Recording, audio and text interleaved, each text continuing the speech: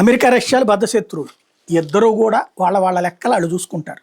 America వాడు ఒక drama ఆడుతూనే ఉంటాడు, రష్యా వాడు ఒక డ్రామా ఆడుతూనే ఉంటాడు. ఆ డ్రామాల్లో ప్రపంచాన్ని పావులుగా మార్చుకుంటూ ఉంటుంటారు.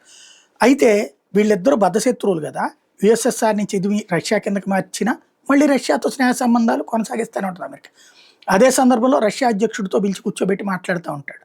ఎందుకంటే వాళ్ళ శక్తి ఏంటో అమెరికాకి తెలుసు. అట్లాగే అమెరికా ఎలాంటి డబుల్ గేమ్లు ఆడుతుంటుందో రష్యాకు కూడా తెలుసు. ఇప్పుడు తాజాగా మొన్న మధ్యన అణు నిరాయుధీకరణ ఒప్పందం నుంచి బయటకు వచ్చేసింది రష్యా.